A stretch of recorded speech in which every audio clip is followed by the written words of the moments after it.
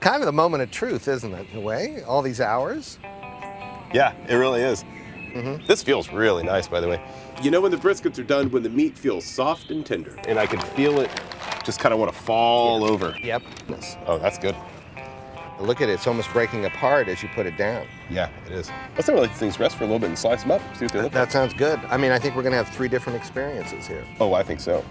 Resting a big piece of meat is almost as important as actually cooking it. It lets the meat relax, reabsorb its juices, and cool down enough to eat. You know, I'm sorry to follow you everywhere, but there's brisket to be eaten. So I'm just gonna be on your tail. I can't help it. Which one you want to try first? That one came off first. Let's go in order then. All right. I want to make the first cut. I'm going to kind of get through there, and that's the end cut. I'm just going to save that for later. I like to cut on the pull stroke. Watching you slice brisket is like going to a baseball game and watching a pitcher pitch a no-hitter. See, that's a good looking slice. Moist, good fat render, marbling cooked out of there well. Can I pop this in my mouth? I wish you would. Mm-hmm. Wow. So this is the fatty. If you'll notice, it's a little thicker. On a 1/4 inch, if it'll hold up under its own weight with just the lightest tug break apart, that is a perfectly cooked brisket. Beautiful. I'm getting hints of the salt, which is very pleasing, but there's, first of all, beef flavor coming through. That's the most pronounced flavor to me is the beef, which is what I'm always looking for. This is the foiled one. Pretty moist, and the bark really held up a lot better than I thought it would. I thought it would get a little more pot roasty. You ready to cut the paper one? Let's do it. Let's do it. Slide that little guy over a little bit. This is a brisket that we felt breathed more than the one that was foiled. Yep. Again, little end cut action. Oh. You know, just to see. It's more toward the firmness you want for like the real accurate brisket, like it's on the money. You know, it definitely has more integrity on the bite. I mean, that is such a good looking piece of brisket right there. Gorgeous. Good fat render in there. The flat looks moist. The point looks moist. And again, a brisket under its own weight. Minimal pulling. Thank you. But that bark is there. You can tell when you look at something like this that it was hours and hours in the making. That's what's great about it. Yeah. When you look at it, you can't do this if you cook it for 2 hours, 6 hours.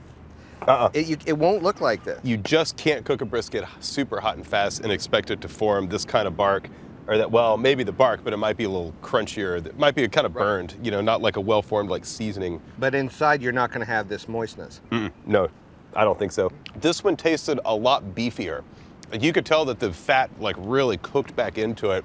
It had a much stronger flavor, had a much stronger aroma too. And then ready for the one that I'm really curious about, because I don't ever cook brisket without wrapping it. And this is kind of what a lot of people really think of as like Central Texas brisket. I mean, it's heavy on the bark, it's heavy on the pepper. But see, that looks all right. And there's a lot of moisture there. There's a good bit of moisture, good bit of smoke ring. Let's see, this one's gonna be real crunchy. All right, here's our naked brisket. Wow. It's crunchy. Like it's a party treat. At a party I want to stay at until they drag me off. It kind of makes you think of original Kansas City burnt ends. It does. I was gonna say burnt ends, but it's not that part of the It's brisket. not even that part of the brisket. It definitely.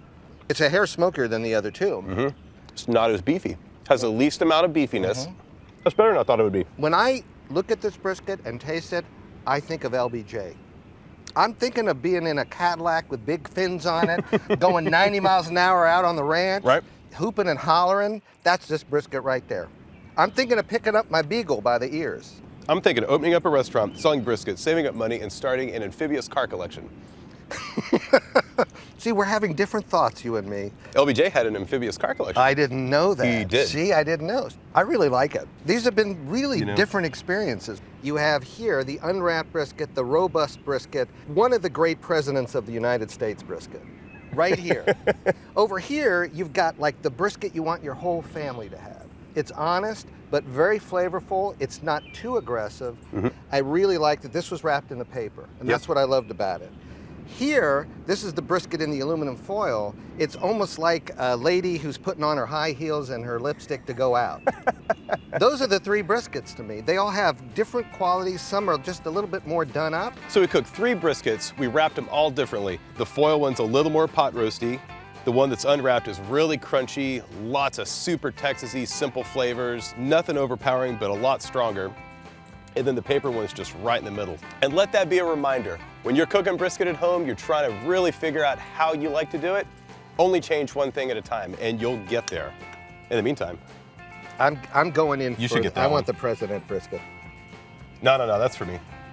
You can take those 2 back to New York. I'm keeping this one. Man, I love the bark on this. Unbelievable. Yeah.